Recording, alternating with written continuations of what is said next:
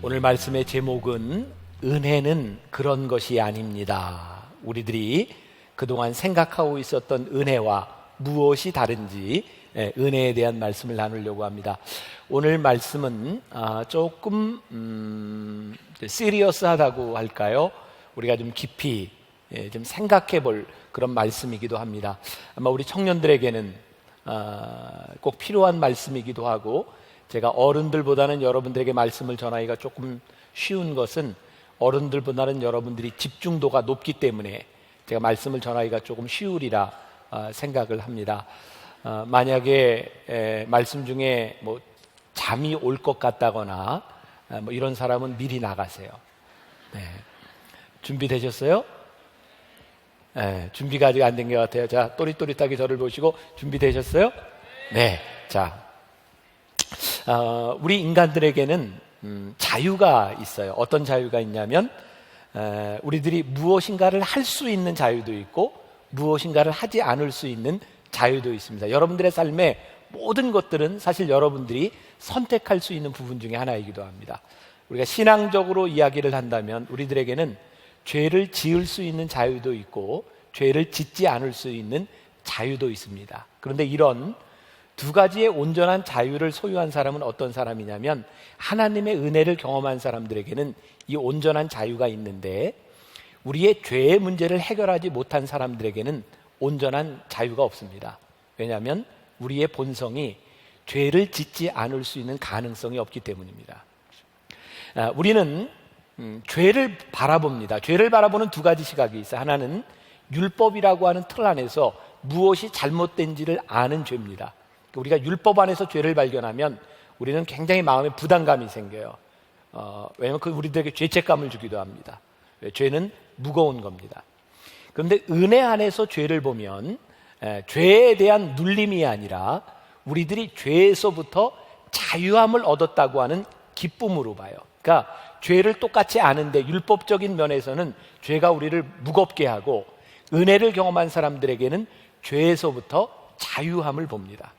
자, 그래서 사도 바울은 계속해서 우리들에게 너희들이 하나님의 은혜를 입은 자들이다 라고 이야기를 하면서 몇 주 전부터 계속 우상 제물에 대한 이야기를 하고 있어요.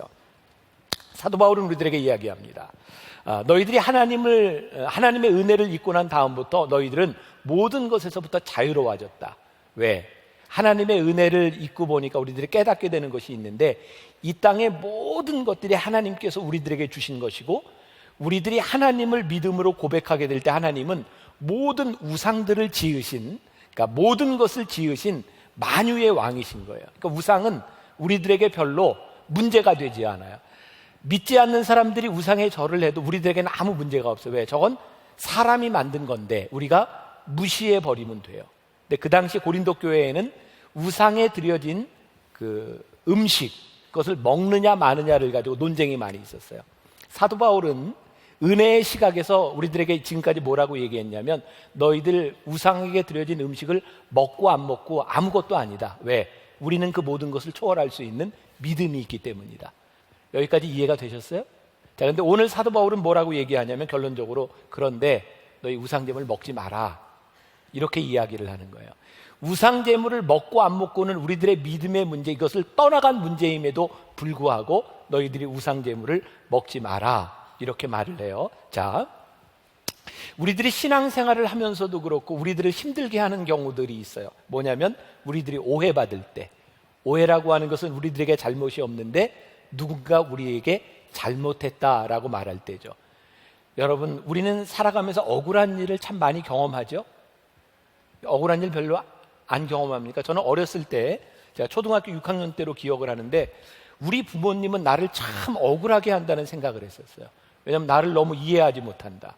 사춘기 때 저는 그런 느낌을 참 많이 받았던 것 같아요. 그리고 그게 이제 제 인생의 반항기에 대학교 3학년 때는 결국 아버지와 나 부자간에 문제가 생겼어요.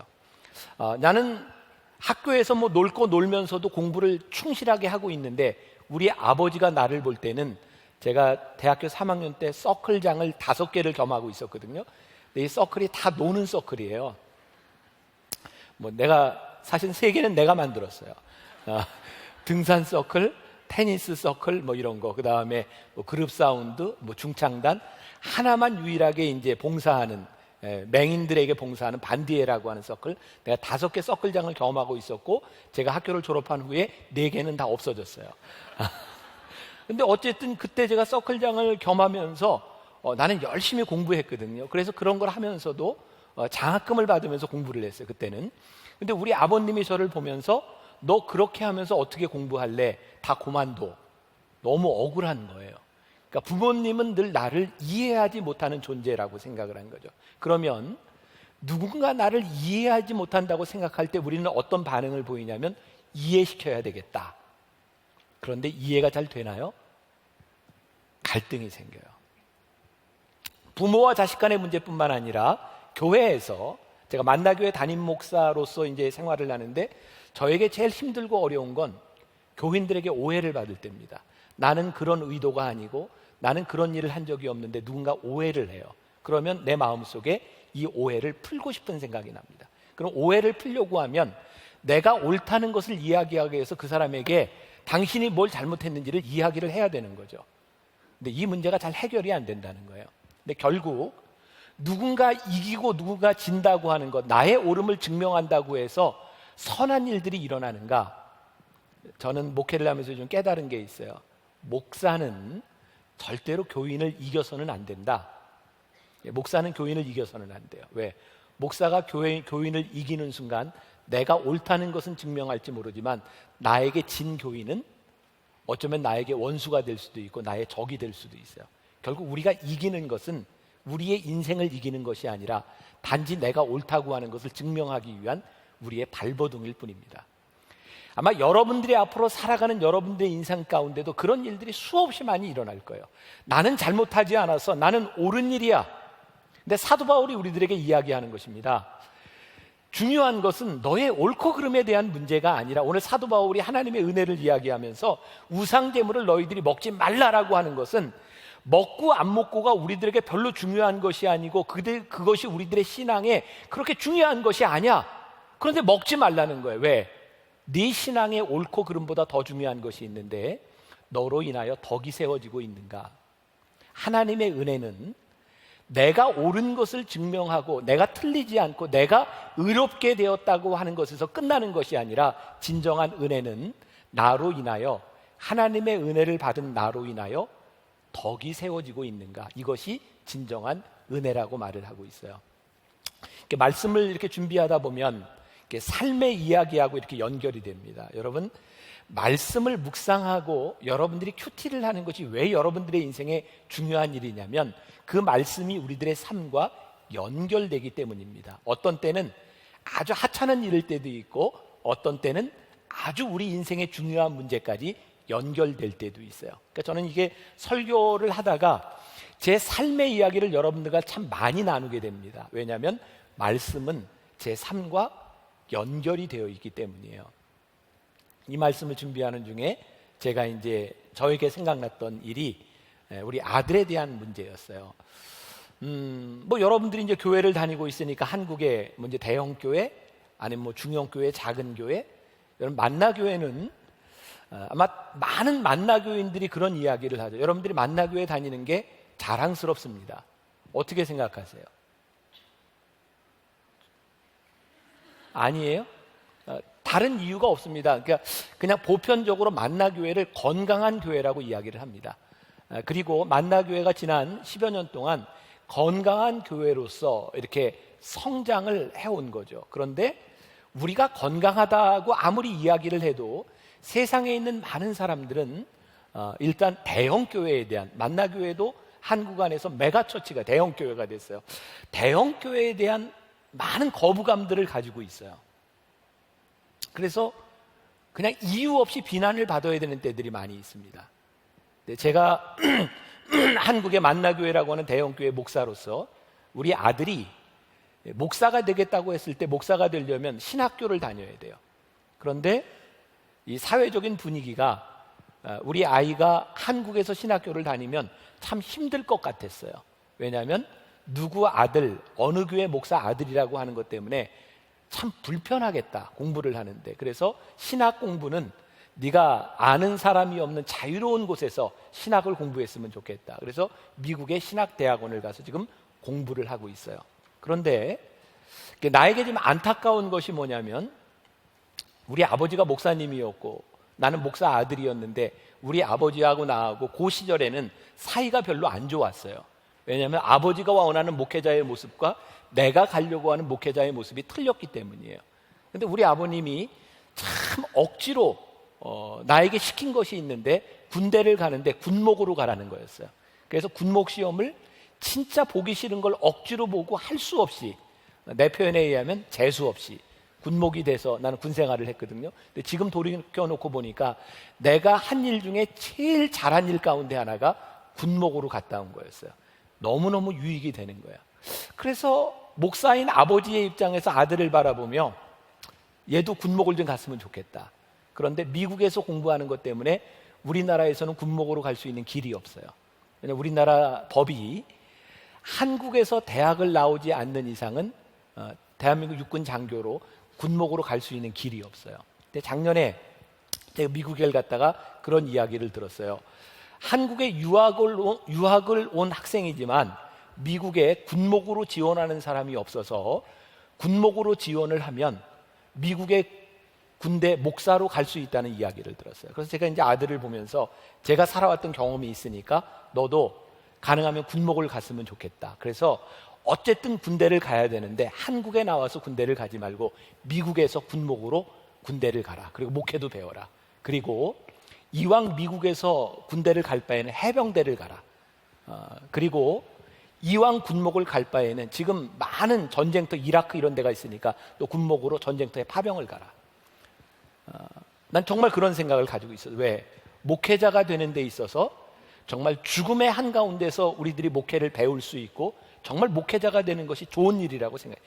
위험하기는 하지만 영혼을 다루는 사람이 되기 위해서 그 일은 참 소중한 일이라고 생각을 했어요. 그리고 그 일에 나는 부끄러움이 없다고 생각했어요. 왜? 한국에서 군대를 가지 않는 게 병역 기피가 아니라 더 힘든 군대에 가서 목회를 배우는 것이기 때문에. 근데 옆에 있던 어떤 분이 나에게 그런 얘기를 하더라고요. 김 목사님, 그런데 한국적인 사고에서는 한국에서 목회를 하게 되면 한국에서 군대를 안 갔다는 것만으로도 목회하는데 큰 문제가 생깁니다. 한국 사람들 정서가 그것을 그렇게 쉽게 받아들이는 정서가 아닙니다. 내가 생각할 때는 그게 아무런 부끄러움이 없다고 생각했어요. 이건 병역 기피도 아니라고 생각했어요. 그런데 목회를 하는데 사람들이 쉽게 받아들이지 못합니다. 그 얘기를 듣고 아들과 함께 이건 접자. 왜? 옳고 그름에 대한 문제가 아니라 네가 앞으로 목회를 하는데 교인들에게 유익한 목사가 되어야 되지 않겠니? 작은 일일지 모르지만 사실은 옳고 그름에 대한 문제보다 우리들이 하나님의 일을 하는데 어떤 것이 더 덕이 되는가? 사실 이것이 우리들에게 더 중요한 신앙의 문제라고 생각을 하거든요. 저에게 이어서 떠올랐던 이야기가 있었어요. 제가 만나교회 담임이 되고 한 2, 3년쯤 지났을 거예요. 제가 42살, 3살 무렵이었던 것 같아요. 아마 우리 교회 장로님들이나 교인들이 볼 때 늘 제가 이렇게 머리가 빠져서 나이 들어 보이는 게 마음에 좀 이렇게 안 좋았던 것 같아요. 우리 교회 의료선교 회장을 중심으로 몇 분이 프로젝트를 개발을 했어요. 뭐냐면 담임 목사 머리 나기 프로젝트. 그래서 몇 분이 나를 찾아와서 목사님 이 약을 드세요. 사실은 그 전립선 치료제의 부작용으로 머리가 납니다. 그래서 그 약을 주면서 이게 또 이제 또 간에 좀 무리가 갈 수 있으니까 뭐 다른 약도 주면서 이 약을 먹으면서 머리에 이걸 바르세요. 그리고 갖다 줬는데요. 진짜 거짓말처럼 몇 주 지나니까 머리가 새카맣게 나기 시작하는 거예요. 그래서 제가 교인들에게 설교 시간에 얘기를 했어요. 내가 이런 프로젝트에 의해서 내가 이제 머리가 나고 있습니다. 근데 그 설교 때문에 우리 교인 중에 중직 중에 한 분이 상처를 받았어요. 왜냐하면 제가 담임 목사 되고 얼마 되지 않았을 때 교인들에게 그런 얘기를 했거든요. 나는 이렇게 머리가 빠진 것이 내 삶의 컴플렉스라고 생각하지 않는다고. 내가 만나교회 담임 목사로서 39살에 만나교회 담임 목사가 됐는데 어쩌면 이렇게 나이 들어 보이는 게 나에게 큰 유익이라고, 이런 설교를 했어. 그분이 나와 비슷한 사람이었거든요. 그분이 그 설교에 위로를 받았던 거예요. 자기는 이게 컴플렉스라고 생각했는데 하나님이 이렇게 쓰실 수 있는 거구나. 그때 은혜를 듬뿍 받았는데 갑자기 제가 그 머리나기 프로젝트로 머리가 난다는 이야기를 듣더니 그분이 상처를 받은 거예요. 그 얘기가 저한테 들렸어요. 제가 그 얘기를 딱 듣고 그날부터 약도 끊고 바르는 것도 딱 끊었어요. 왜? 적어도 제가 생각할 수 있는 한에서 내 머리 좀 나는 것보단 상처받는 사람의 상처를 치유하는 게 저는 훨씬 더 덕이 된다고 생각했어요. 그리고 약을 끊고 이렇게 된 거예요, 지금. 자, 이렇게 생각해 봅시다. 자, 제가 그분을 위해서 무언가를 이렇게 포기하고 덕을 세우는 일을 했어요. 저 잘한 일이라고 생각합니다. 그리고 우리가 이 말씀을 들으면서 우리는 여러 가지 결정을 할 수 있어요. 그래, 하나님의 은혜를 따라 우리들이 믿음으로 살아가는 것은 누군가에게 덕을 세워주는 일이야. 그런데 여러분들이 누군가를 위하여 덕을 세워주는 일을 한다고 모든 일들이 다 해결이 될까요? 아니에요. 우리가 누군가를 위해 덕을 세워주는 그 일로 인해서 누군가는 상처를 받을 수도 있어요. 우리는 아무리 노력을 해도, 우리들이 아무리 덕을 세운다고 해도 우리는 결코 완전을 이룰 수는 없는 사람입니다. 그런데 우리들이 한 가지 할 수 있는 일이 있어요. 하나님 앞에서 우리들의 눈에 보이는 곳에서 내가 무엇이든지 할 수 있고 무엇이든지 자유하지만 내 눈앞에 보이는 그 사람의 유익을 위하여 우리들이 결단할 수 있는 일, 그것은 우리가 할 수 있는 일이에요. 그 결과에 대한 것은 어쩌면 우리의 몫이 아닐 수도 있어요. 그래서 사도 바울은 오늘 말씀 23절과 24절에서 같이 한번 다시 봉독해 볼까요? 아까 여러분들 성경 읽을 때 보니까 굉장히 무성의했어요. 성의 있게 23절 24절 같이 시작. 모든 것이 가하나 모든 것이 유익한 것은 아니요 모든 것이 가하나 모든 것이 덕을 세우는 것은 아니니 누구든지 자기의 유익을 구하지 말고 남의 유익을 구하라. 하나님의 은혜를 받고 자유로워진 우리는 모든 것이 가해요. 왜? 그것이 별로 문제가 되지 않아요. 그런데 중요한 것은 뭐라고요? 자기의 유익을 구하지 마라. 다른 사람의 유익을 구하라. 자, 오늘 말씀 가운데는 양심이라고 하는 말이 몇 번 반복해서 나오고 있는데, 당시 고린도의 그 시장에 가면 두 종류의 고기를 팔았다 그래요. 하나는 팔기 위해서 잡아 죽인 고기가 있고, 또 하나는 우상에게 바쳐진 제물을 가져다가 시장에서 파는 고기가 있었어요. 오늘 사도 바울은 이야기합니다. 너희들이 시장에 가서 고기를 살 때 무슨 고기인지 묻지 말아라. 그거 너희들에게 별로 중요한 것이 아닌데 그걸 너희들이 묻는 순간 양심에 거리끼는 일이 생기니까 묻지 말고 그냥 사라. 그거 괜찮은 일이다. 왜? 모든 것이 하나님의 것이기 때문이다 라고 말을 하죠. 그런데 굳이 이 고기가 우상에게 바쳐진 것입니다 라고 말하는 사람도 있었다는 거예요. 별로 문제가 아니지만 그 말을 하는 순간 우리는 무언가 선택을 해야 되는 상황에 놓이게 될지도 모른다는 거예요. 자, 그래서 너희들이 양심을 위하여, 이제는 너의 양심의 문제가 아니라 이 상황을 알고 있는 그 사람의 양심을 위하여 네가 무엇을 할지를 생각하라는 거예요. 오늘 말씀은 굉장히 어렵고 심각한 말씀입니다. 우리가 쉽게 신앙생활 할 수 있는, 여러분들 은혜 받고 여러분들 기쁨으로 믿음으로 사세요라고까지만 이야기를 하면 아무 문제가 없는데, 오늘 사도 바울은 우리들에게 한 걸음 더 나아가라는 거예요. 우리가 은혜를 받고 기쁨으로 무엇이든지 할 수 있으나 여러분들이 무엇이나에 만족하지 말고 여러분들이 하고 있는 그 무엇이나를 통해서 여러분들이 덕이 세워지고 있는가를 생각하라는 거예요. 아까 잠깐 우리 교회 대형교회에 대한 이야기를 했죠. 대형교회를 향해서, 대형교회 목회자를 향해서 이유 없이 비난을 하는 사람들이 있어요. 저는 그게 참 힘들더라고요. 어떤 때는 제가 그냥 만나교회 목회자라고 하는 그 사실만으로 그냥 저는 죄인 같은 느낌이 들 때도 있어요. 왜? 사람들이 비난하니까. 저에게 계속 그런 반발이 생기는 거죠. 우리가 뭘 잘못했습니까? 그래서 그런 이야기를 들을 때마다 제 안에서는 어떤 생각이 들었냐면, 우리가 잘못되지 않았다는 것을, 우리 교회는 그런 교회가 아니라고 하는 것을, 우리 교회가 옳다고 하는 것을 증명하고 싶었어요. 제가 교회 이야기를 하지만 여러분들의 삶에도 동일한 일들이 일어나고 있죠. 근데 이번 말씀을 준비하는 가운데 하나님이 여기 깨닫게 하신 것이 있어요. 나는 만나교회가 옳은가 그른가에 관심이 없다. 나의 관심은 이 교회가 덕을 세워주고 있는가, 내가 너에게 그것을 묻고 싶다.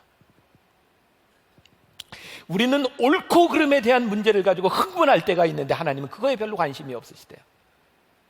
나는 네가 덕을 세우는지 알고 싶다. 오늘 말씀 가운데 저에게 제일 큰 도전이 되었던 거고 우리 신앙의 가장 큰 도전이 되었으면 좋겠어요.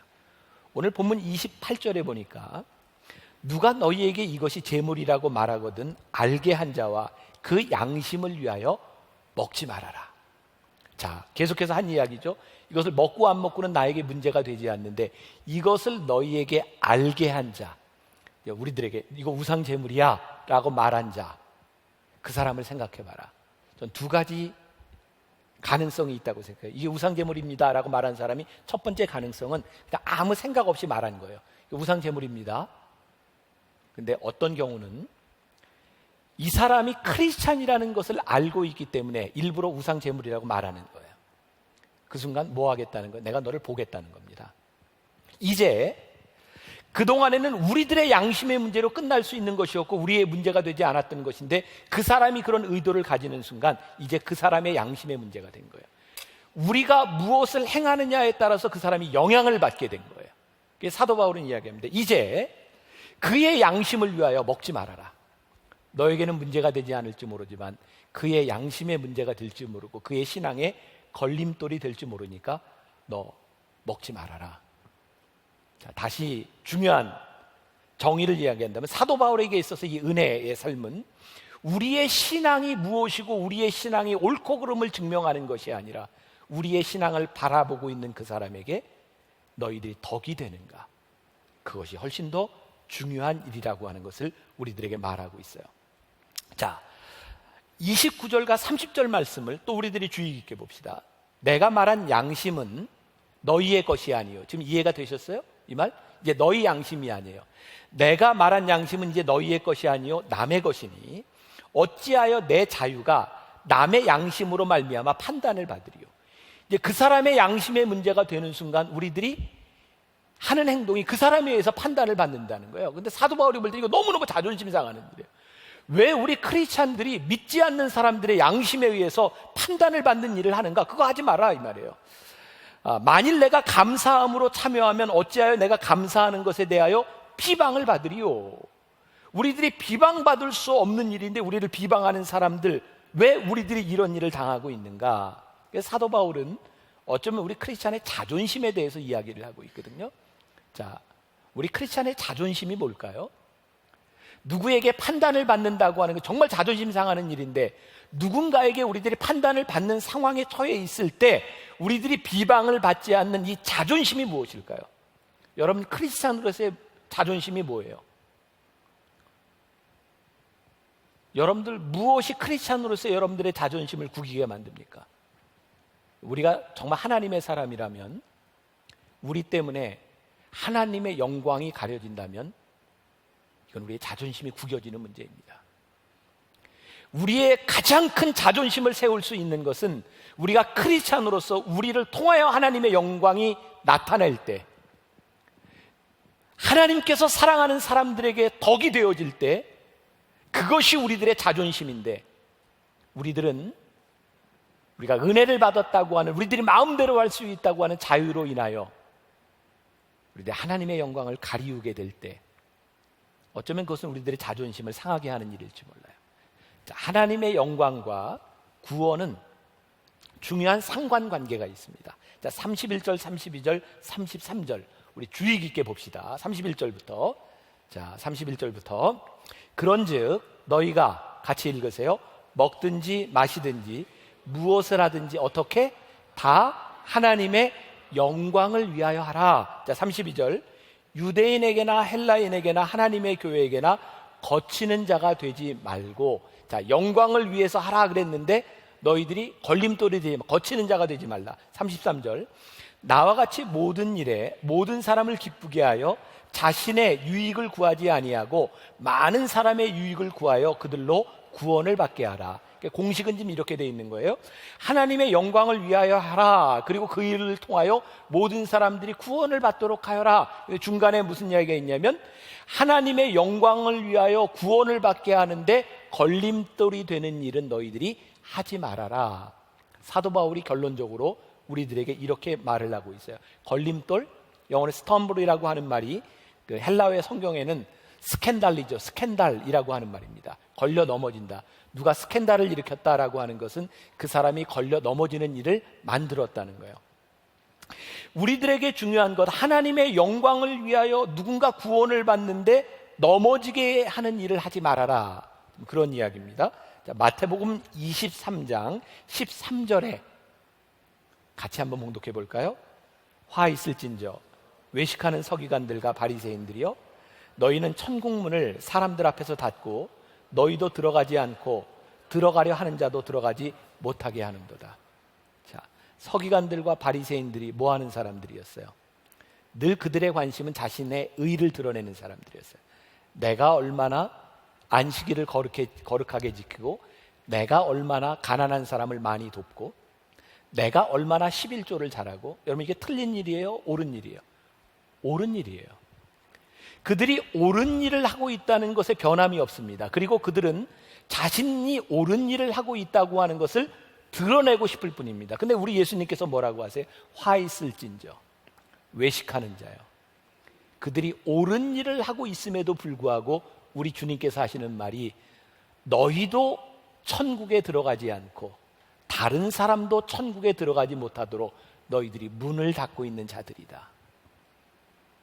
우리는 그동안 우리의 믿음, 우리의 신앙이라고 하는 이름으로 우리는 우리의 옳음과 의를 얼마나 드러내려고 많이 애썼습니까?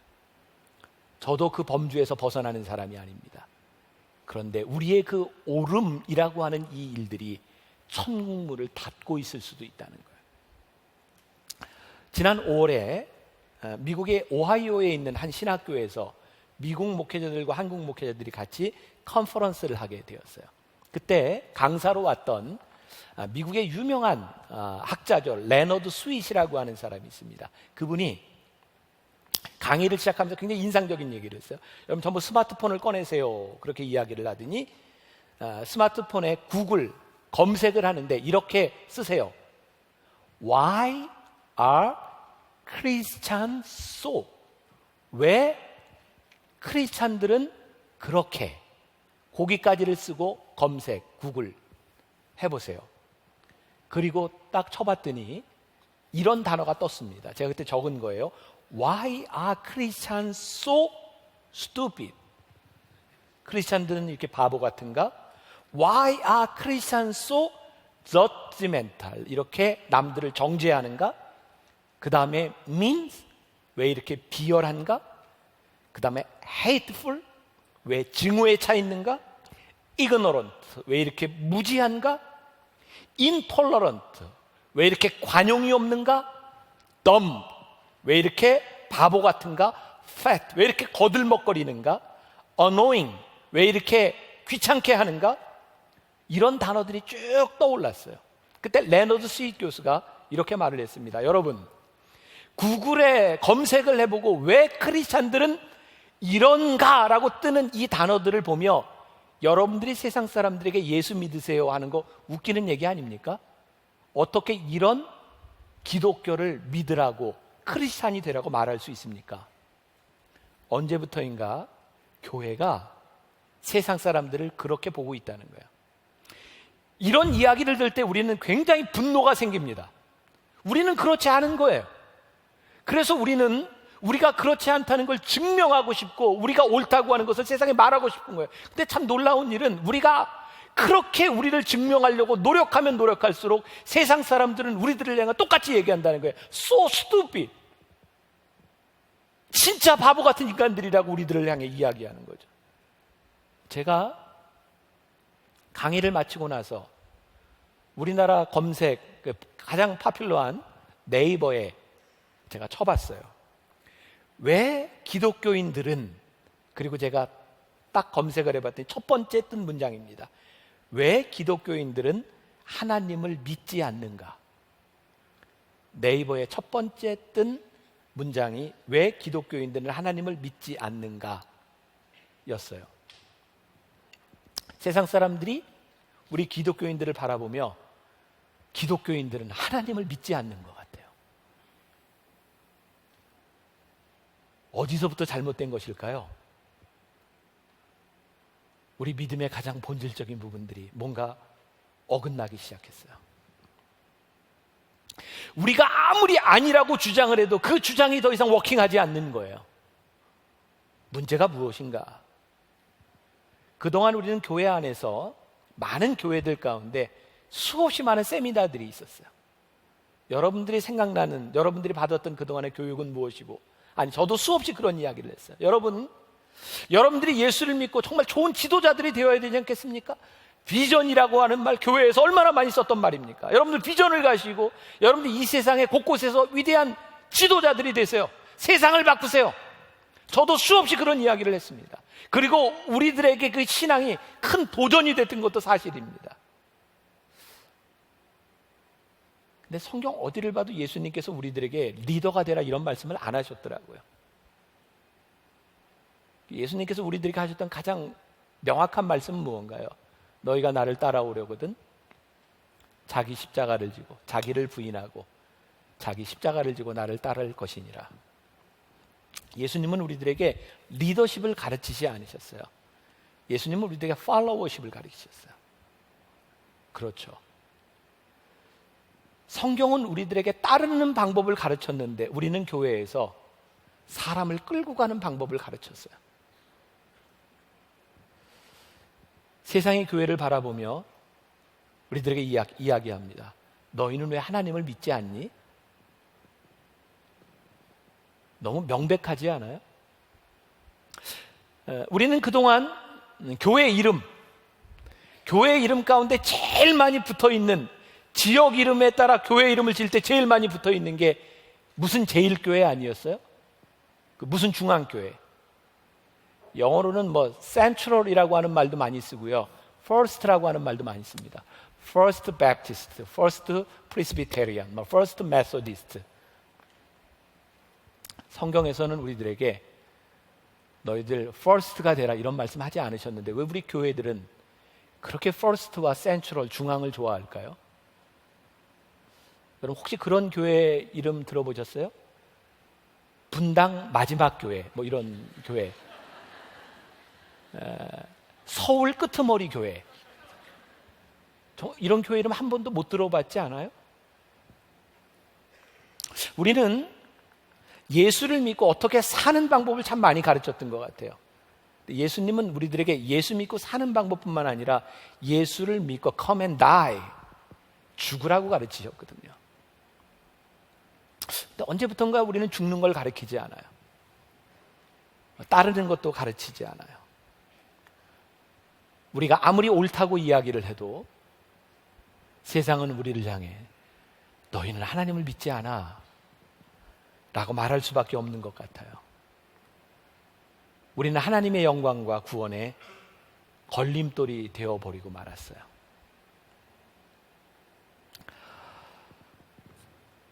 제가 30대, 20대 때는 테니스를 참 열심히 쳤어요.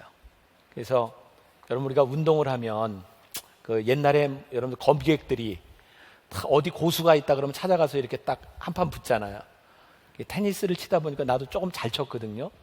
누가 테니스를 좀 잘 친다 그러면 가서 붙는 거예요. 한번 쳐봅시다. 뭐 요즘은 뭐 그렇게 안 하지만 아무튼 뭐 그랬던 때가 있었어요. 하루는 이제 서울의 어떤 소위 이렇게 지도자급으로 불리는 목사님이었어요. 연세도 많은 분이고 지금은 은퇴를 하셨어요. 그분이 테니스를 좋아하고 잘 친다는 이야기를 듣고 뭐 여러 가지 일이 있어서 같이 이제 아침에 테니스를 치게 되었습니다. 그 마을에 있는, 그 동네에 있는 테니스 클럽에서 그 목사님하고 나하고 같은 편이 되고 그 클럽에 나오는 아마 교회를 안 다니는 사람 같아요.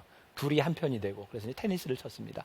테니스를 치다가 그 목사님하고 그 동네 사람하고 이제 좀 다툼이 일어나게 됐어요. 이유는 뭐 간단해요. 이게 이제 공이 인이냐 아웃이냐를 가지고 이제 다툼이 벌어진 거예요. 근데 아무도 양보를 안 하더라고요.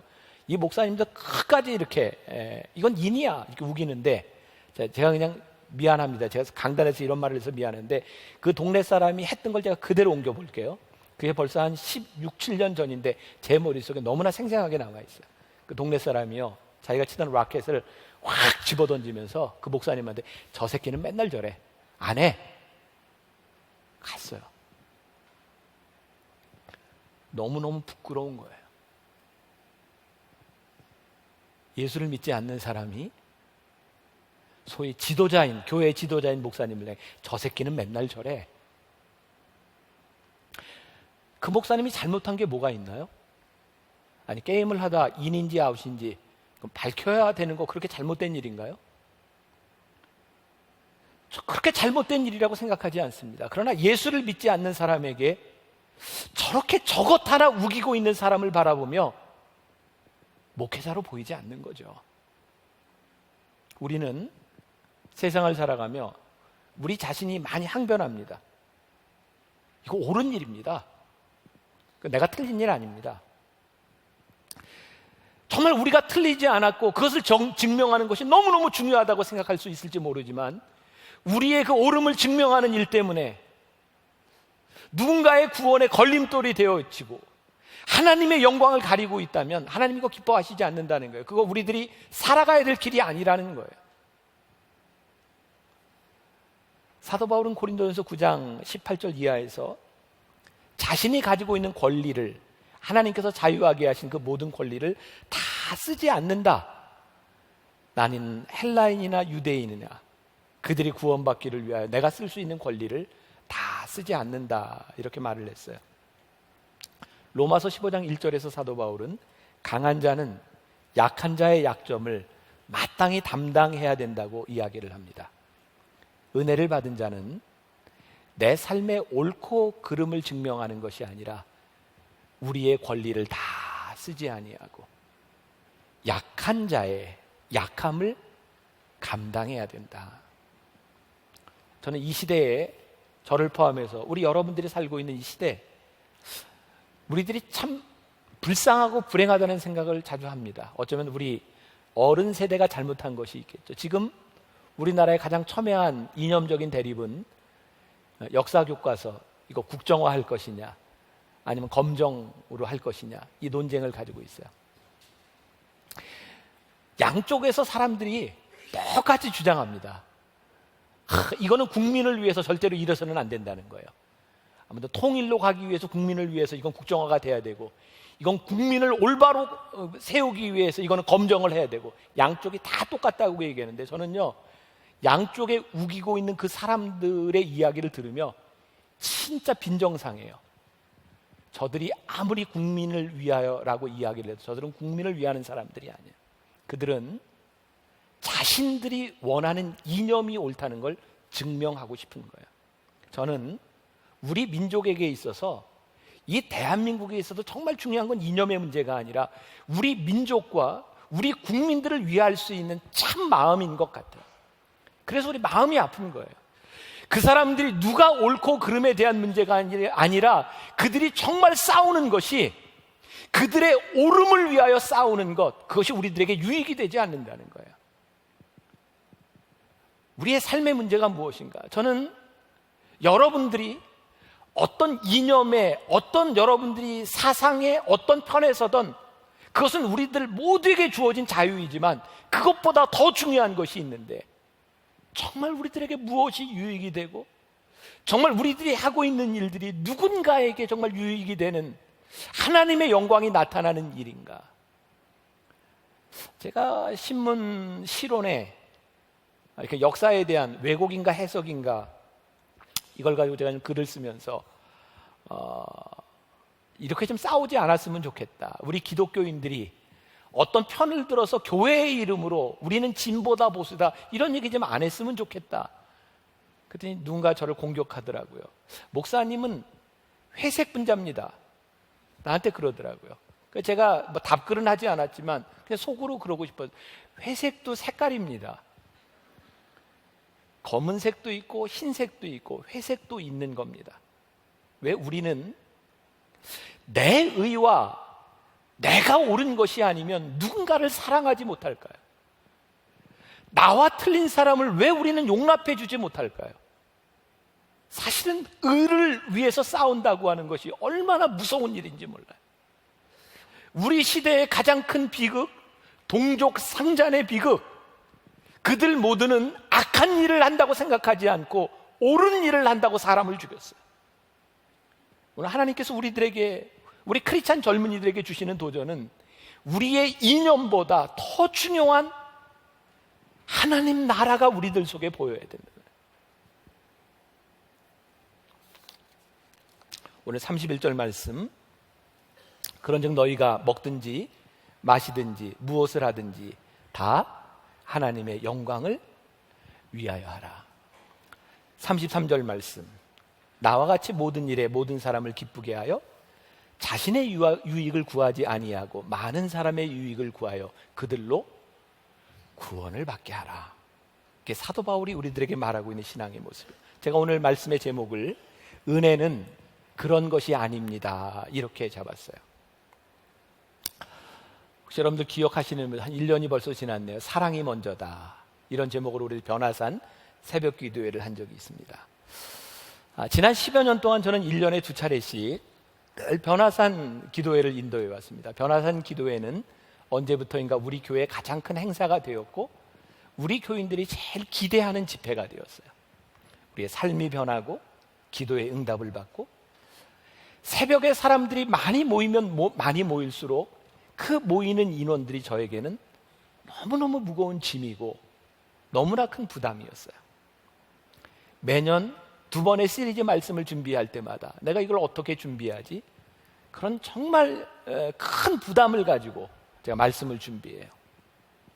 사랑이 먼저다, 그 시리즈를 할 때 제가 그 전날 잠을 일찍 자야 새벽에 일어나서 준비하고 말씀을 전하는데 잠이 이렇게 쉽게 오지를 않아요, 부담 때문에.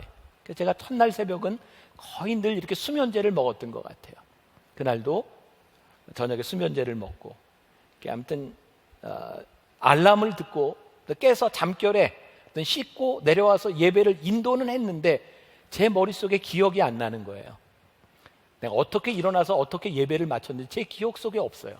네, 그렇게 하루가 지나갔어요. 이틀, 3일, 4일, 5일째가 되던 날 제가 설교를 하려고 이렇게 서 있죠. 지금도 뭐 제가 설교에 뭐 여러 가지 색깔로 돼 있죠.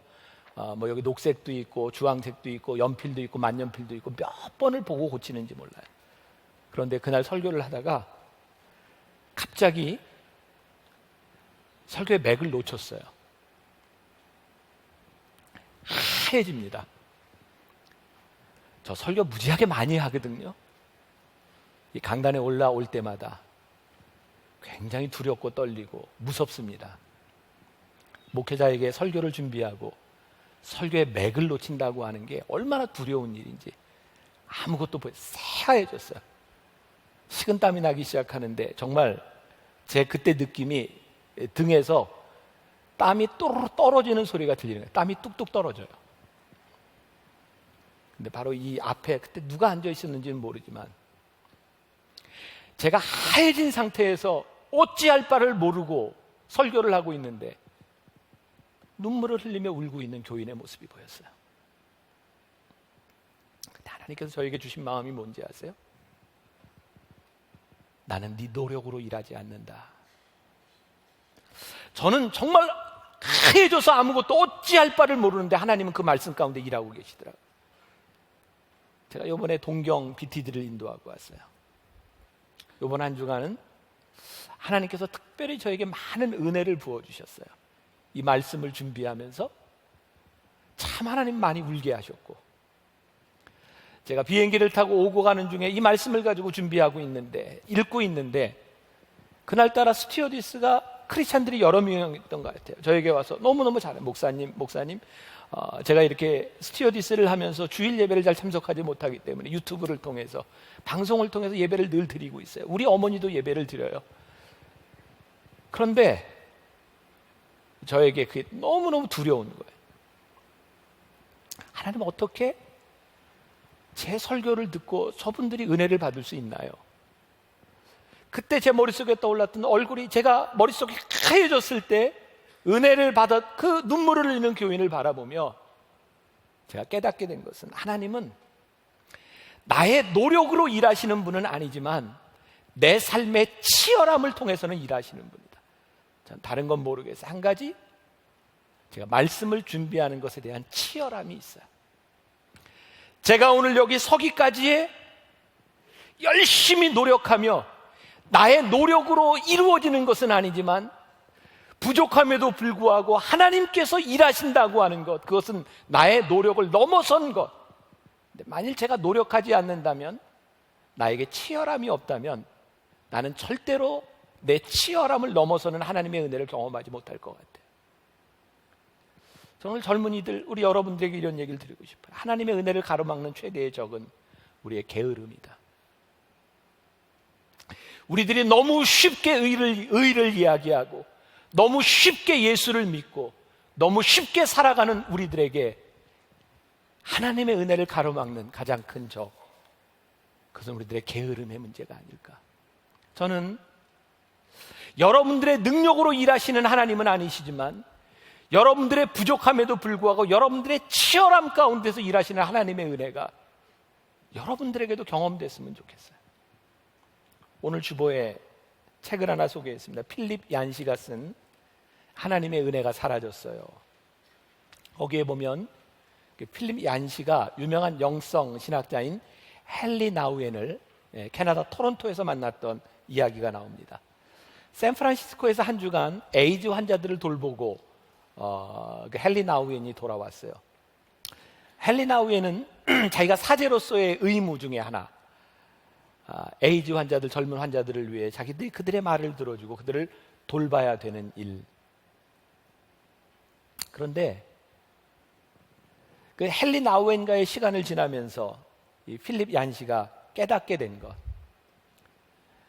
성적으로 난잡하고 도덕적으로 타락한 사람들, 파괴적인 행동을 하는 그 사람들에게 내가 무엇을 도울까라고 생각했던 그 도움의 문제가 아니라 그들에게 필요한 것이 그 사람들에게도 하나님의 사랑을 향한 갈증이 있다는 걸 깨닫지 못하고 그들의 죄를 보았던 필립 얀시가 하나님께 기도합니다. 하나님, 저를 반대하는 사람, 하나님을 믿지 않은 악한 사람들, 그들이 얼마나 하나님의 은혜에 목말라 있는지를 나에게 보게 해주세요.